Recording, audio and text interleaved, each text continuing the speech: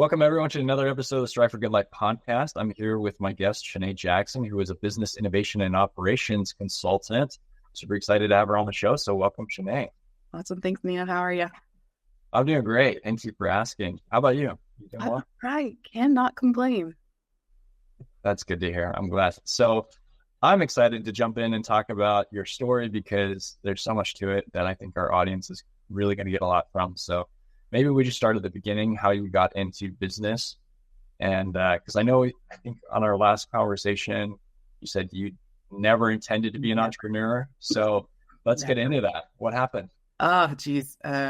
Great question, because no, I never thought I'd be an entrepreneur. I was told to go to school, get good grades, and get a job. So I did that.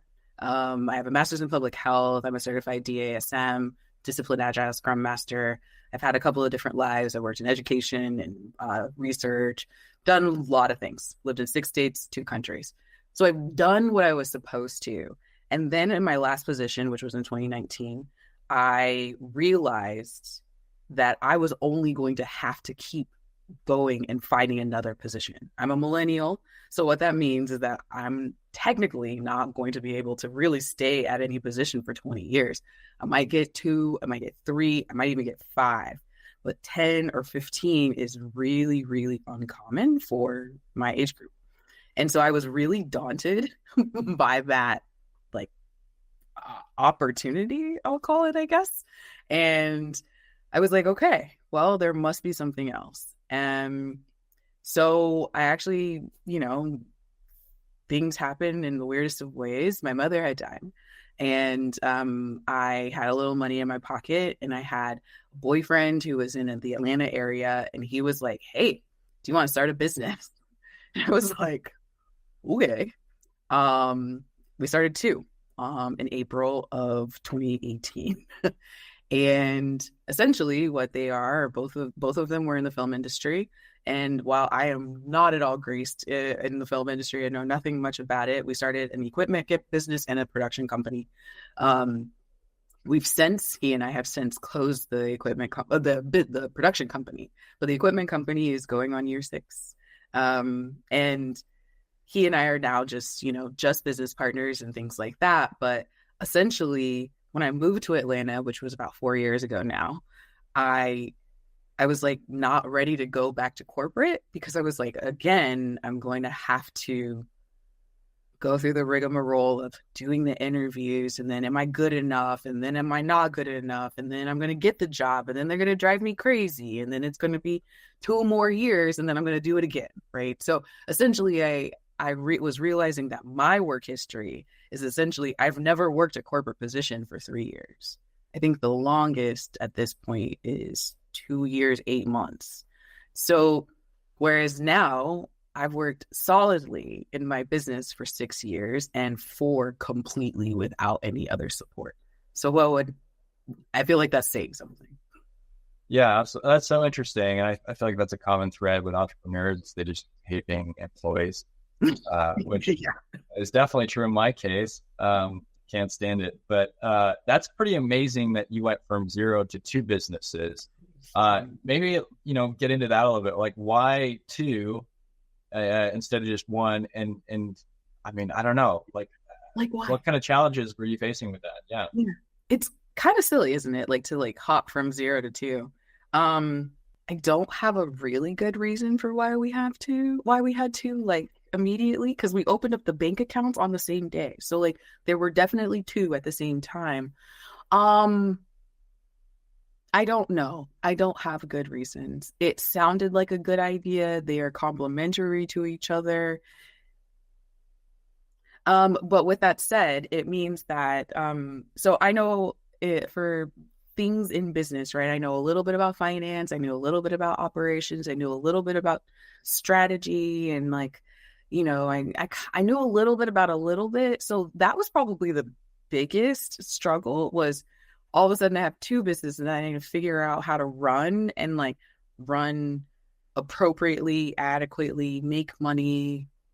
What does that even mean? I know there's profit, but then there's revenue, but what's the difference? There's words now. There's a whole vocabulary that you don't know, understand. And I mean, you can probably do the equation. Like, you're like, okay, this is what profit means. This is what revenue means, right? But like, how do you do that in practice? All of a sudden got really real. And I would say that was probably the biggest thing. So my onboard to becoming a business owner was super fast, because the reason why I bring up the day that my business partner opened up the 2 bank accounts was on that day, he opened up the bank accounts and was walking out the door, and he got our first call for a $50,000 client. Wow. And then that needed to be done that weekend. It was Wednesday. So all of a sudden I needed to fly I was in the DC area. So all of a sudden I had to fly back down to Atlanta and figure out how to, like, we didn't even have cards for the bank accounts to do all of the work. We had to negotiate contracts and get all the people in the right places. So all of a sudden I was a business owner and trying to make a profit off of an industry that I'm not from, I don't really know much about. He has a ton of experience in it, but I don't. So we were just figuring it out. Yeah. So, wow. Yeah. Just got thrown right in. Yeah. Like, welcome to business. Business 101 was done in a week. Yeah, that's incredible. But it's interesting because so many people struggle to kind of get the first client and get the traction. So there's almost, kind of too much time in the beginning trying to figure that out. And so you guys had a client literally day one. How did that happen? Was it just the connections that your boyfriend had? Yeah. So that's where it's interesting. So I think a lot of people do this incorrectly, a version of incorrectly that I wish for something different for all of them. So my business partner, he had a ton of connections in the industry already. So theoretically, opening a business and being paid for the work that he was already doing made sense. It was a logical next step. He brought me in because I have a pretty operational, like, logical mind, right? That's why we still are a good team in that regard. I have another business. We've closed the production company and I've opened up my consulting. I didn't open it and be like, and now I have a shingle open. I went from, okay, I've had all these conversations. People have paid me a little bit. I've like experimented more.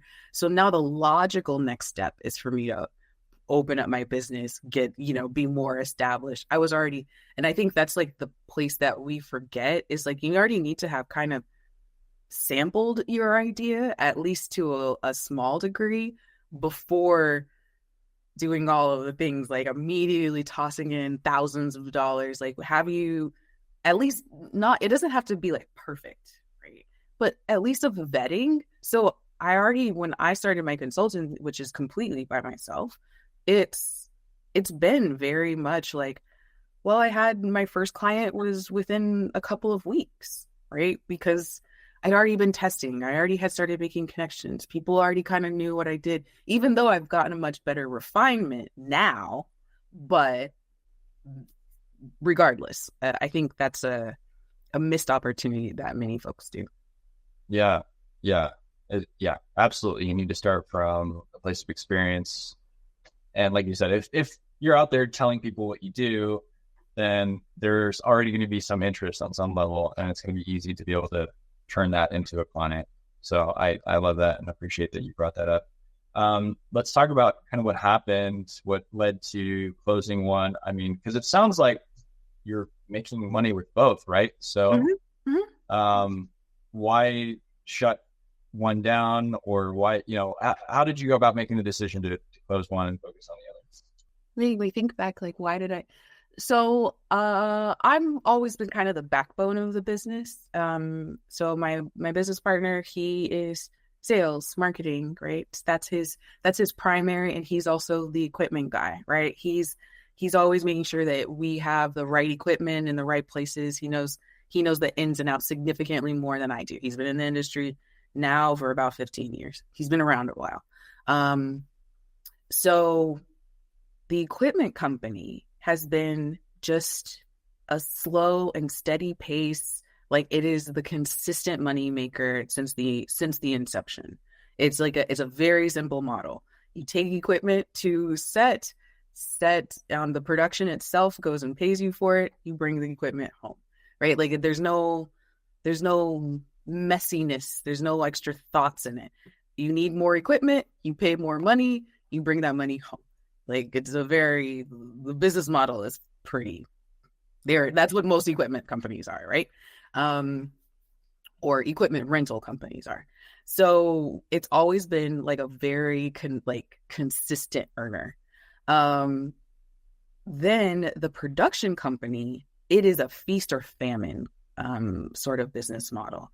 Like, we made $50,000 on that first day, right? Like, that was our $50,000 client, and then it took another 4 months before we got the next $50,000 client, right? It was just so up and down, and actually, like, profit margins on that money is not really all that great, and the amount of time that you're spending to get that client wrapped up is a lot.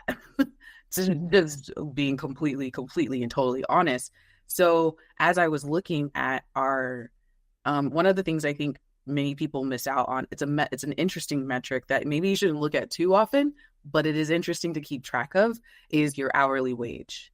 So what was happening is, so as a production company, you hire people, you bring equipment in, and you produce a commercial, a music video, an ad of some sort, right? You get it done.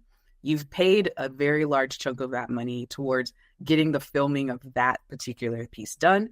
And then you have another piece of the pie that now it needs to be edited and finalized for the client to be able to do whatever they're supposed to do. Well, for us, we were finding that initial shoot, that principal photography is what we call it. That principal photography was easy. Get it done. You know, people are professionals. We know about the industry. So it was really like check-ins and then done. It was the managing the client, getting through that edit, because you have to finish the edit before you're going to get your last payment. But if they go and start extending that out by hours and days and weeks, there was one funny little friend that decided to extend it out a month. I've been floating that money for over a month to the editor because they need to be paid.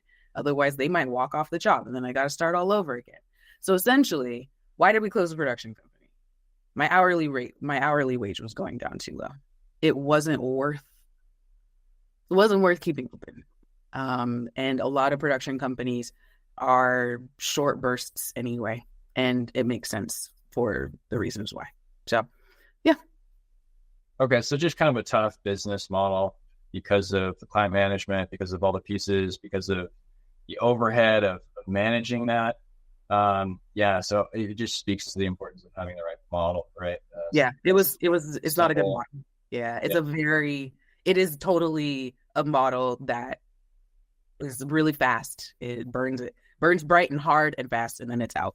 So, I was finding that I was spending more to do like the upkeep, right? Do the bookkeeping, keeping the registration, doing the business licenses, doing all of that stuff. I was spending more on that versus actually making better money. It didn't make financial sense. Right. I think that's also key, right? Doing an analysis or an audit of how you're spending your time, and if those actions are actually contributing to the bottom line, or if they're just busy work, right? And so that's such an important part, because too often you get stuck in that the details of that stuff, and it's not actually improving the business. It wasn't. More money, so. Yeah, it wasn't. And we were very small, right? So people, when you're a smaller company, you get smaller budgets, which means that you're working with smaller margins. It's just kind of what it is. Yeah. So, something you said that I kind of want to dig into a little bit. You said that you were always the backbone of the business. Is that just having a logical mind, being able to run operations well?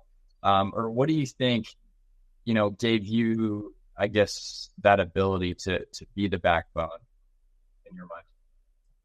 Yeah, it's probably significantly more of the logical side of myself showing up more. Um, my business partner and I we have a joke that we've recently come up with, which is he's the shark and I'm the farmer. He will find the people, he will get them into the doors and he will nail that first sale. And then I will be the farmer and I will keep them here, right? They will feel really good. I'm the warm and fuzzy part.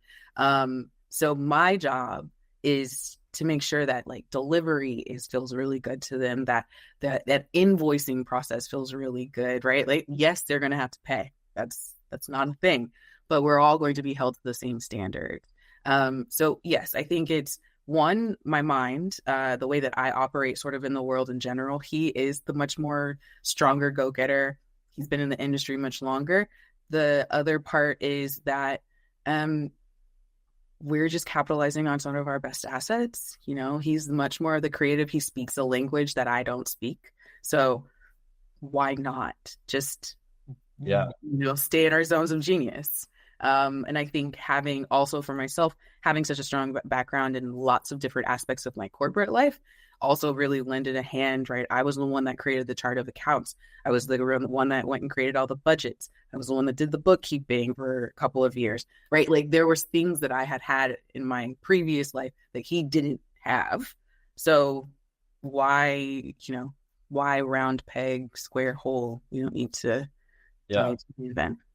Do you think it was important to have both of you then? I mean, is that what you attribute the success to have both personalities being able to handle those aspects? Because there's so many people that are, starting and they're kind of on their own, right? And they're trying to play every role in the business.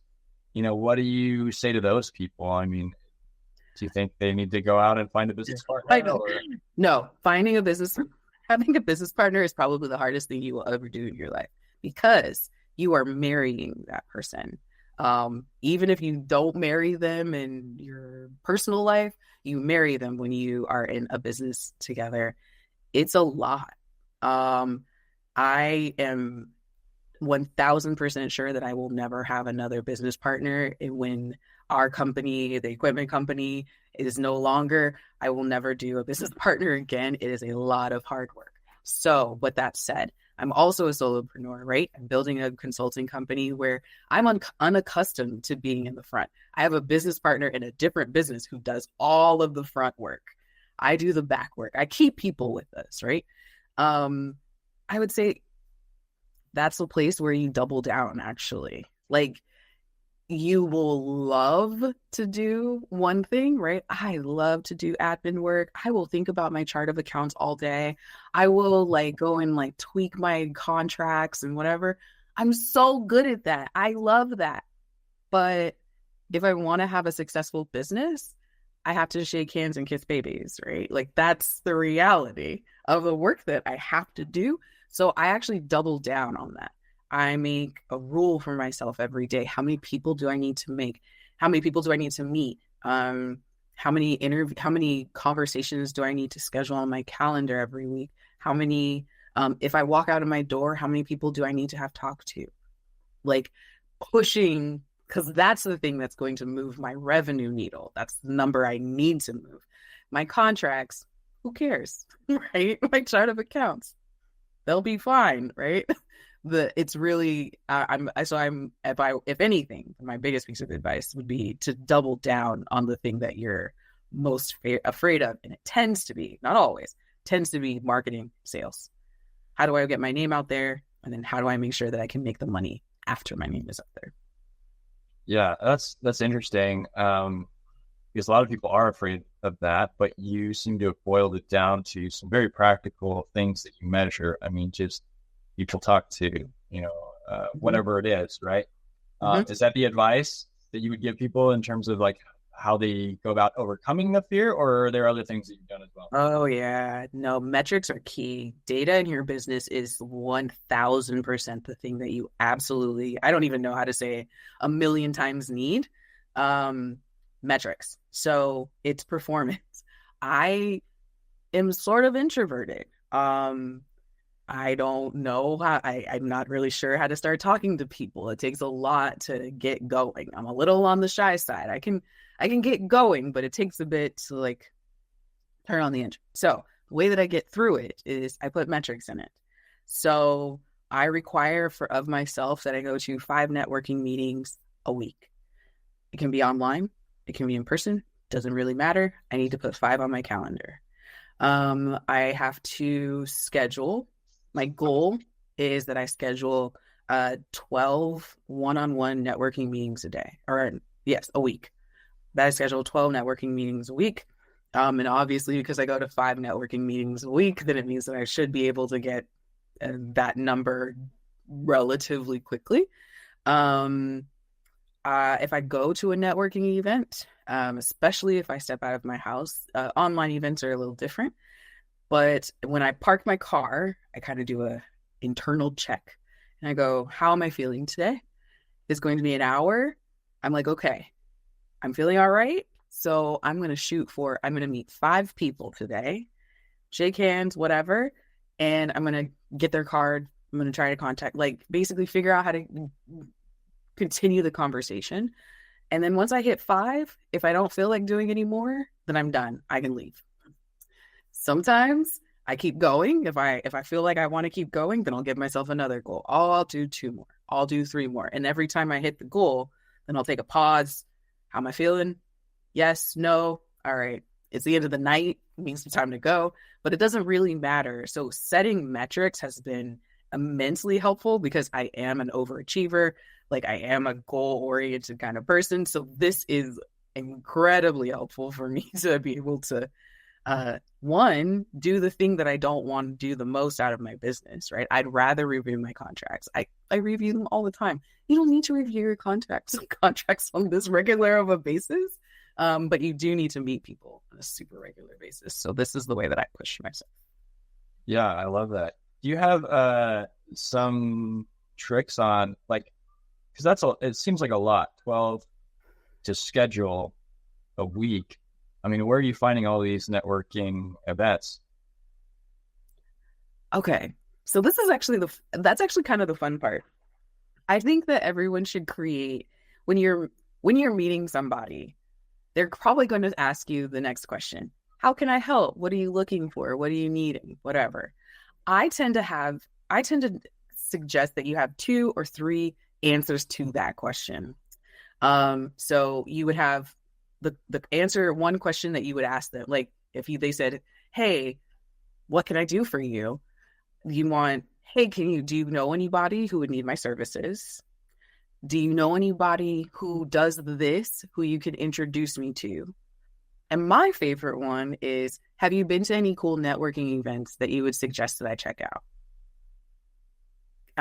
It has, like, it's been immensely helpful, right? Like, so when I first started out, I would go to Eventbrite and Meetup and Google, just networking events in wherever I was, right? Because I travel a lot, so I don't mind going to a networking event not in my area.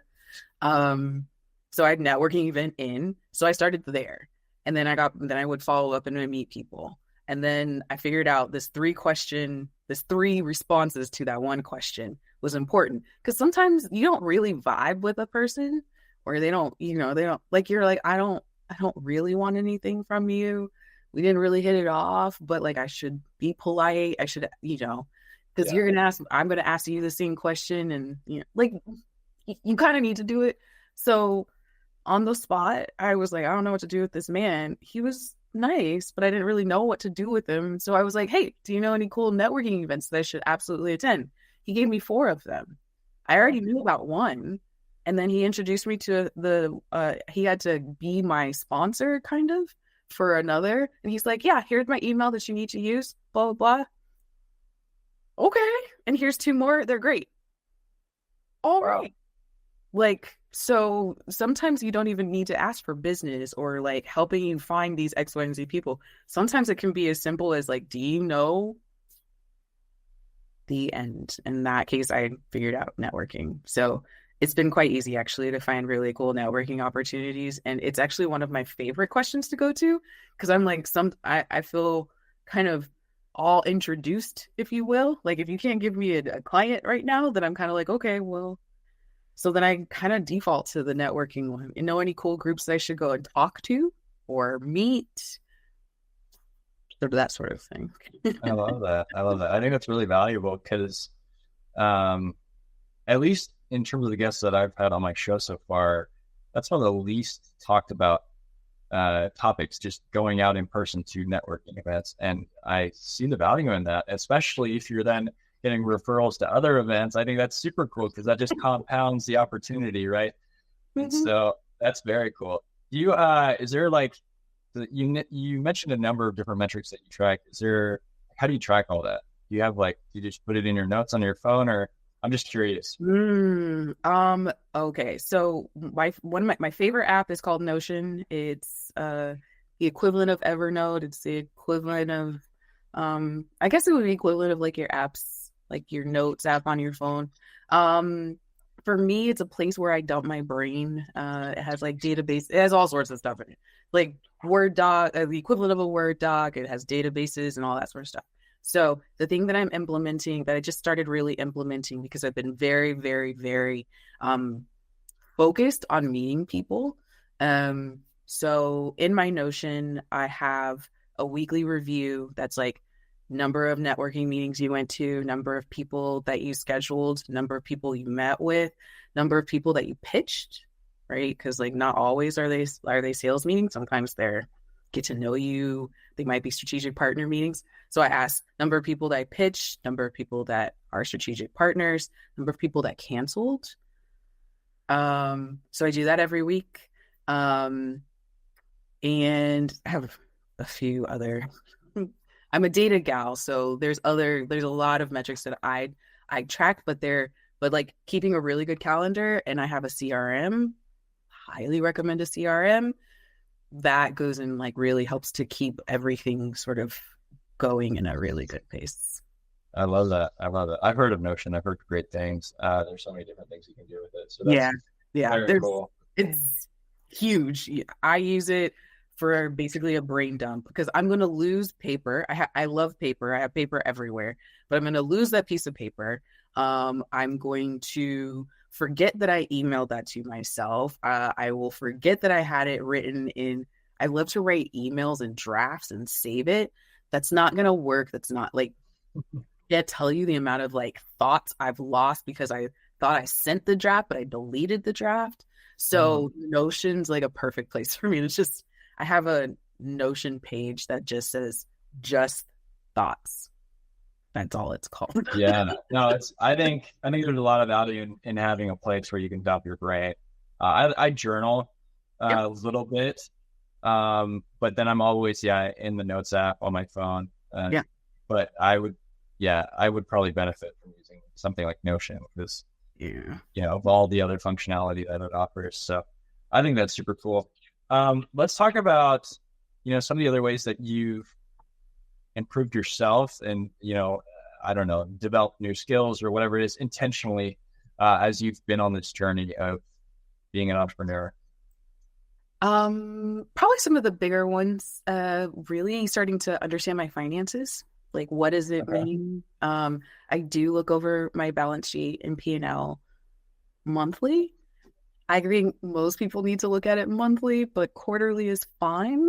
But I like scrolling back a little further from before I got there is I think everyone should have a board of advisors.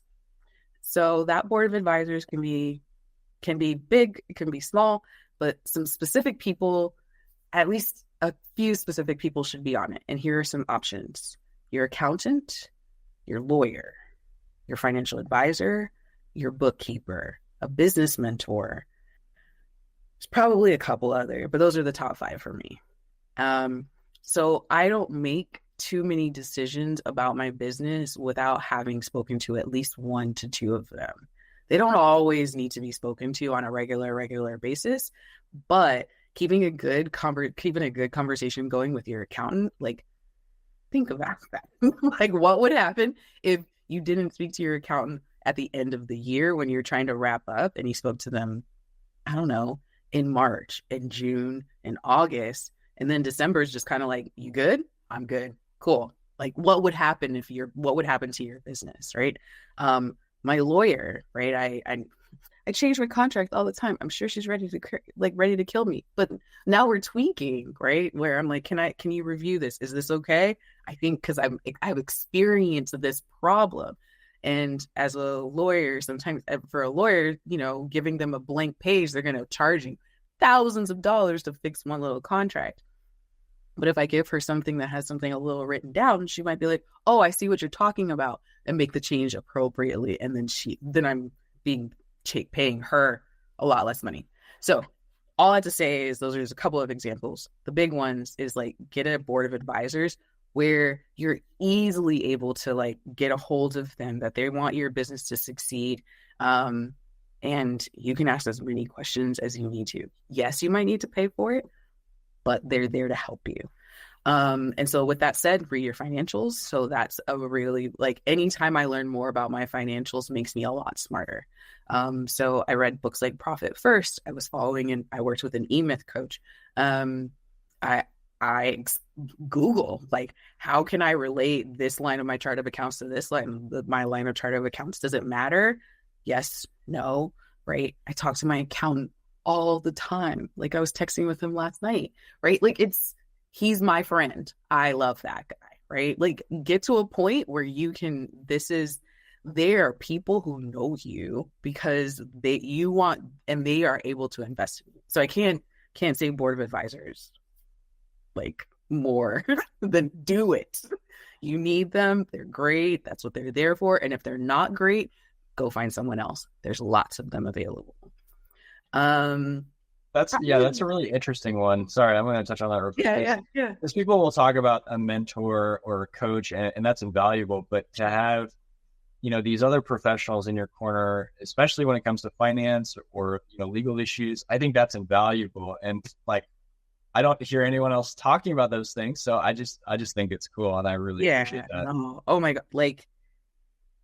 I have had my bacon saved a few times because I can call my accountant. John, his name's John, and he's fantastic.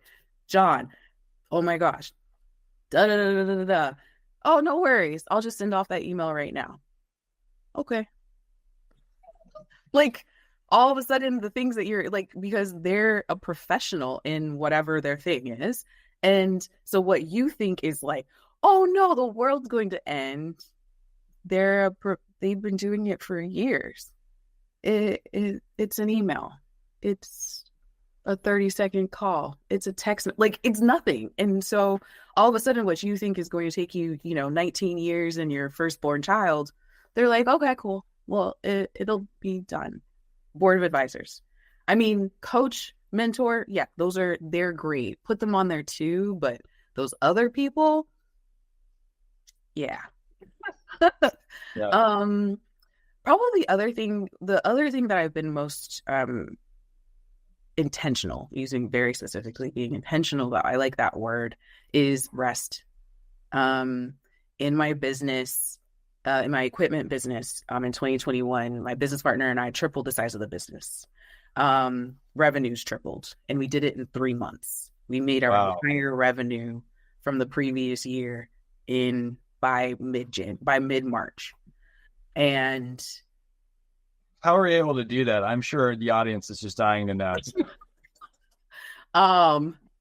Well, with a lot of sacrifice and no sleep or eating. But this is what happens when you've already kept talking. Like, if you don't continue to meet people, then you're not going to be able to scale your business. If you don't continue to meet people, you're not going to be able to change that money goal at all.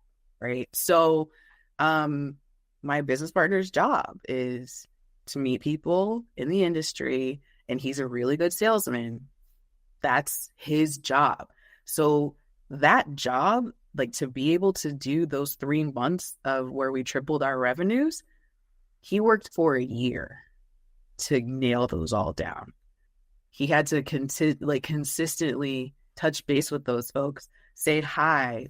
Our business had evolved a little bit. We were talking about that. So we can evolve a little bit with your need. Like, we know you need this a little bit more. We have that for you.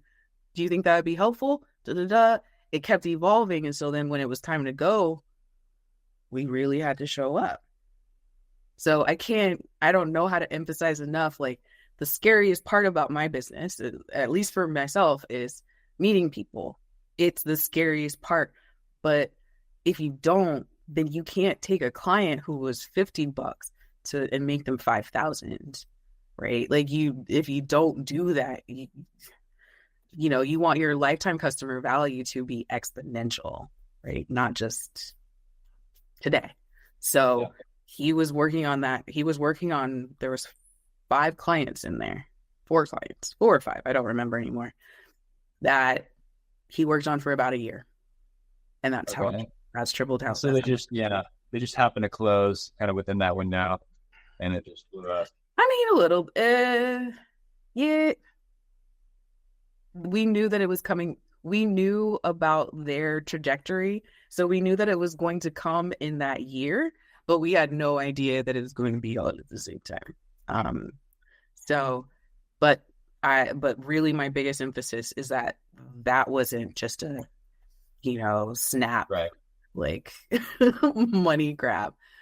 But where I was going is that rest has had to be prioritized, because when you don't have the systems necessary to scale to that extent, could you triple the size of your business tomorrow? No, is usually the answer. Basically, I had to make because I was sort of the backbone, right? I need to make sure the finances were there. Did we keep the inventory in check? Have we talked to all the finance people, all the legal people? Have we done all of our checks and balances? All of a sudden, we had to figure out how to do that, like, overnight, and get the money necessary to expand our inventory hella quickly. All of a sudden I was having to make a decision. Am I going to sleep, shower, eat today? I can't do all 3. And that eventually led to a really, really serious burnout. I left for a month and didn't speak for 3 weeks. Like, it was really, really bad. So basically, the work that I do now with business owners is really, I don't want you to be me. I want you to not have to think of it as a decision. It is what you do. You sleep, you shower, you eat every day, or as often as you want to. I mean, you like it, I love it. But that's the goal, is that you have a life, that your life is first, your business is truly second, right? That it's a part of what it's something else that you do, right? It's just like you might ride your bike, you might be a crazy cyclist, or, like, you train dogs. Like, it's a part of all that. You also have this business that makes you money, and that's the way that you pay your bills and do all the things. And I do not call it work-life balance. Perhaps we can call it synergy. Yeah, I love that. Especially because part of what I aim to do on the show is to highlight how entrepreneurship can enable freedom. And so, like, how do you go about intentionally designing that? I mean, do you just schedule times for rest, or I don't know, what are some tips and tricks on how to actually do that? Yeah. So I actually recently worked with a coach, and his, I don't know what else to call it, but his shtick is that you will be incredibly organized. And so his way of organization was that you wrote a schedule for your day. Granted, his requirements were very, very stringent and not at all what I would suggest. However, what I took away from that exercise is every day I would write my schedule for the next day. I would take as long as necessary. Usually it was around 15 minutes. So I would look through what I had on my calendar, and then I would schedule in. So, 9:00 is my first meeting. It's with a person. So I need to make sure I research them a little bit, just so I understand who they are. I might write, I always write like a small set of notes about a person. So I might just start my notes about them, right? Just go ahead and write it down. They each get half a sheet of paper, sort of like this. So everybody gets a half sheet of paper. They write their name up there. I have my little research notes about them. What are my 1 or 2 questions for them? And I do that for the entire page, right? Like, oh, I have a doctor's appointment. Oh, I need to, I have these 2 or 3 networking meetings. I go boop, boop, boop, boop, 9 o'clock, 10 o'clock, 11 o'clock, 12 o'clock. And then I put then I also have a moment where I also go, what are like some of the 2 to 3 key activities that I need to get done today? And it's personal or professional, doesn't really matter. It could be that I need to order dog food. That's if I do these 2 to 3 things, this will make my entire day complete. I need to order dog food. I need to send that email to Nino, and I need to I need to write my script for my podcast. Period. Right? Like just keeping it as simple and easy as possible. So write down the schedule, see what you have going on, then plug in that. What are the 2 to 3 things that would make your day complete? And then when it's done, be done. And really, it's not about like, okay, I'm done, and like close up your computer. There's a ritual to closing down. And for me, that's doing my next day schedule, crossing off who did I meet with. I'm kind of updating for my weekly metrics of did I meet my 12 people each week. Then I also will clean up my desk, put my pens away, like not, just tidy it up. And then I can like sit back, and if it's all done, my schedule's done, I've like kind of taken a look at what happened today, maybe finish up that last little thing because I didn't finish up my top 3. Okay, day's done. And call it a day. Yeah. I love that. Planning is really important. Every time I plan well, day goes so much better. Yeah. Gosh, I feel like, I can breathe at the end of it because I've accomplished the big things on my list. So yeah, I definitely recommend that. I'm curious about, so when I introduced you as the business innovation and operations consultant, I was curious about that innovation piece. So like, where does that factor in, and what are you consulting on that's innovative? Yeah. So really, I have found that in operations, we will tweak operations a lot as business owners. Like it's one of those things that doesn't really make us money. It helps with the money, but it doesn't make money. So we will spend time on it. And specifically in operations, we specifically think that tools are the operations. So we're like, oh, well, we put in Asana. Okay. We use Monday. Okay. We have a CRM, right? But that's not the entirety of the operation. So, and then you don't actually know what your operations are supposed to be doing for you in your business, like looking at your business model. What are the outcomes of every system and every process that you're supposed to be doing, and how does it contribute to your business model? So the innovation is really around, do you have a business model that works? Do you deliver to people like, who are you working with? Do you like them? This is where where a lot of the innovation comes from. Because I work with I call it a 3P plus U framework. So the top of it is you. It's a diamond or a triangle. So the top of it is you, and it has 3 parts. Let's talk about your leadership, yourself, which is sort of breathe, take days off, and then your mindset. Can you do this? And then the next level is your people and your products. So who do you work with?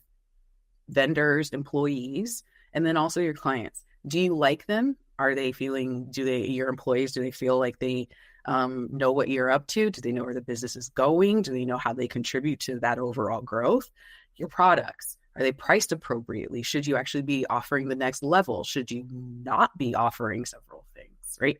This is all products or services, all the same. And then the bottom of it is the actual process that supports all of those things. How do we make sure that you have a day off? How do we make sure that the employees know what they're supposed to be doing? How do we make sure that when that one customer who loves to call you on Sunday night to ask for something by noon Monday morning, how do we give you boundaries so that you're saying, yes, I can get that to you, but it will be Wednesday. It'll be Friday, whatever is important, right? So those are all processes, things So that's where the innovation comes in. How do we make sure that all of the pieces that go and actually make your business a business have been purely, completely supported? So that's why. And I spend, the whole thing is being curious is actually my favorite word, but innovative. And it doesn't have to be a business model your business model doesn't need to be like super sexy, quote unquote. It can be, I bring equipment to the set, I get paid, I bring it back. That's not a super sexy business model, but it does work. Yeah. You mentioned curiosity on the last call we had. And so I'm curious about really what you mean by that, what that looks like. Is that just really trying to understand every element and, what the purpose of it is? Or like, what does that look like for you practically? Curiosity is a why. What's this for? Why am I doing it? Curiosity is understanding the reason why a part of my framework has you at the top, and it's that those 3 parts is, are you okay doing all of this? Right? Like, I think sometimes and I'm totally putting myself in this, is like, we feel like we're supposed to be doing, you can name the thing. We're supposed to want to be growing. We're supposed to be $1 million company. We're supposed to be a $5 million company. We're supposed to have 500 employees. We're supposed to, right? So what would happen, and this is where the curiosity, but what would happen if I didn't do that? If I focus on the things that I actually care about? What are the things that I care about? So this is a you sort of set of questions, because we want your business to sit in your life, not for it to be the life that you lead. So if you stay curious, what can you change or move out the way or move in your way to better balance the way that you're living? I love that. I think that's so important. I just noticed the time and I want to be respectful of you. Nino, you right. You asked us great questions. I'm like, I have to tell you. I know. I mean, I love this conversation. I feel like we could talk all day, but we probably should wrap it up. Where can people go to connect with you? Yeah, so I hang out on LinkedIn. That's my favorite place to be. So I'm sure you can find me very quickly. My name is Chanaye, Chanaye, and my last name is Jackson. There's 2 of us. I'm pretty sure you can figure out who I am. Outside of that, my best other place is swantowncreative.com. That's the name of my company. Swan, like the bird, town, and creative, CREATIVE. And essentially, that's where you can find everything that I'm up to. I have a podcast that is coming out here in January 23rd called The Idea to Empire. That's there. Blogs, and I run events on a regular basis, both online and in person, so you can meet people. So yeah, that's the easiest and the best way. LinkedIn, my website, everything else is Lanyap. That's perfect. We'll have links to everything in the show notes. So if you're listening, go there to be able to connect with Chanaye. This has been amazing. What's your final message to our audience, though? If there's one last thing you could say. Take a break. It's okay. It'll be there tomorrow. I promise. I love that. I think that's perfect, especially with the holiday season right now, right? Because I feel the pressure to just keep working. Yep. But I think we need the reminder that it's okay. So thank you. Thank you for being here. For those listening, make sure you're subscribed so that you don't miss another episode. And please share this content if it's been valuable for you. Thank you so much for being here, Chanaye. And we'll catch everyone in the next episode. Thank you.